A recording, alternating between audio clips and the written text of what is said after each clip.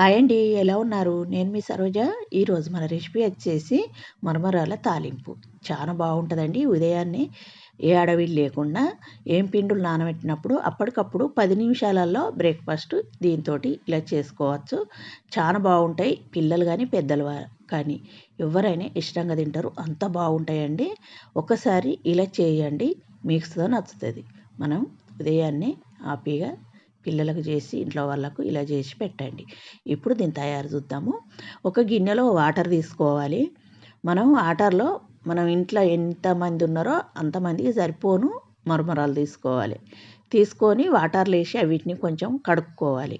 అట్లా కొంచెం డిప్ చేసినట్టు అంటే నానతాయి. అవి కొంచెం మనకు వాటర్లో పోయంగానే అట్లా దగ్గరికి వచ్చేస్తాయి. కానీ కొంచెం అట్లా డిప్ చేసినట్టు అనుకుంటే మనకు అవిటి ఏదన్నా డస్ట్ అది ఇది పోతుంది. ఇప్పుడు వీటిని అట్లా అన్నీ కడుక్కోవాలి. చూడండి, మనకు అవి అట్లా నానతాయి. ఇప్పుడు ఒకటి చిల్లిల్ది జాలిబుట్టి పెట్టుకొని మనం వీటిని వాటర్ లేకుండా తీసుకొని ఆ బుట్టిలో వేసుకోవాలి. చూడండి, అట్లా అన్నీ తీసేసుకోవాలి. చాలా బాగుంటుందండి. దీంతో తాలింపు సూపర్ ఉంటుంది.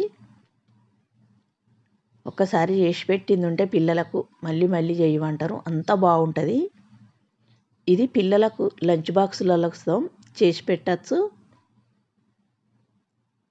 ఇప్పుడు అన్నిటినీ మనం అట్లా కడిగి ఒక బుట్టిలో వేసుకోవాలి.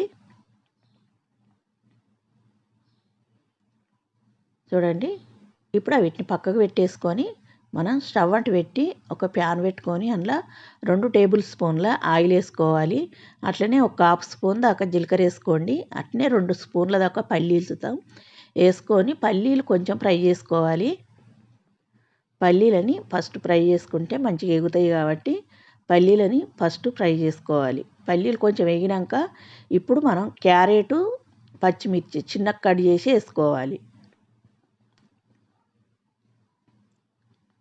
ఐస్తో కొంచెం వేగినాక ఇప్పుడు ఉల్లిపాయ ముక్కలతో వేసుకోవాలి. ఉల్లిపాయ ముక్కలతో ఒక 2 తీసుకోండి, 2 గడ్డలు.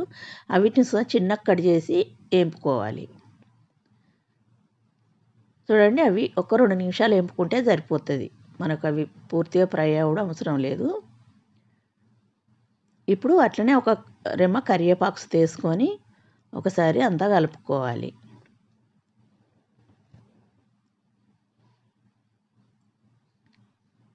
చూడండి, ఇప్పుడు ఒక టమాటా చిన్నగా కట్ చేసి వేసుకోవాలి. టమాటా వేసినాక ఒకసారి కలుపుకోవాలి. మనకు టమాటా ఎక్కువ కుక్ కాకుండా మంచిదే. ఇప్పుడు అంతా కలుపుకున్నాక మనం దీంట్లో తగినంత సాల్ట్ వేసుకోండి. 1 స్పూన్ దాకా సాల్ట్ పడుతుంది. సాల్ట్ వేసుకున్నాక ఒకసారి కలుపుకోవాలి.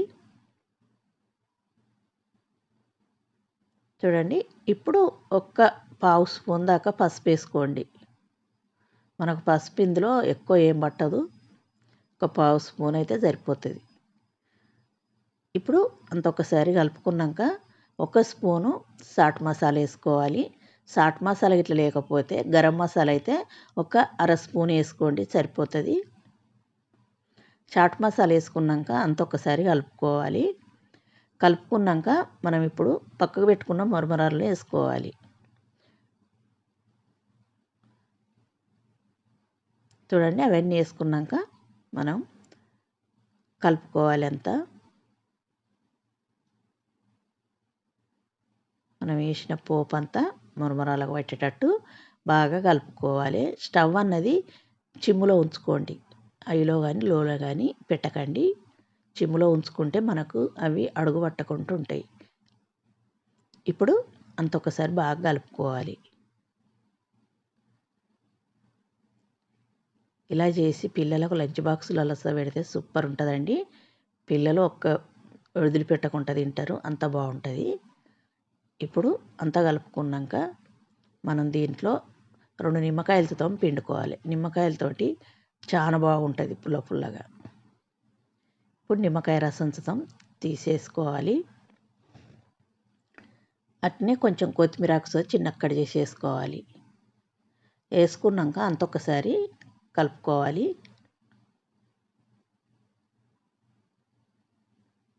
ఇప్పుడు స్టవ్ ఆపుకొని మనం దాన్ని సర్వింగ్ చేస్తే సరే. పిల్లలు కానీ పెద్దలు కానీ ఎవరైనా ఇష్టంగా తింటారండి. అంత బాగుంటుంది. అడిగి మళ్ళీ మళ్ళీ చేయించుకుంటారు ఇట్లా. అంత టేస్టీగా ఉంటుంది. తప్పక ఇలా ఒకసారి ట్రై చేయండి. నచ్చిందంటే లైక్ చేయండి, షేర్ చేయండి, సబ్స్క్రైబ్ చేయండి. నా ఛానల్ సబ్స్క్రైబ్ చేసుకుని వాళ్ళు వెంటనే సబ్స్క్రైబ్ చేసుకోండి. మీ ఫ్రెండ్స్కి ఫ్యామిలీ నెంబర్కి షేర్ చేయండి. ఇలా చేసుకొని ఎలా కుదిరింది అన్నది కామెంట్ చేయండి. ఫస్ట్ టైం మన ఛానల్ చూసే వాళ్ళైతే పక్కకున్న బెల్ ఐకాన్కి ఇచ్చేయండి. నేను పెట్టే ప్రతి వీడియో మీ ఫోన్కు నోటిఫికేషన్ రూపంగా వస్తుందండి. వెంటనే చూసేయచ్చు. మీరు నచ్చిందంటే చేసుకోవచ్చు. చాలా బాగుంటుంది. తప్పక ట్రై చేయండి.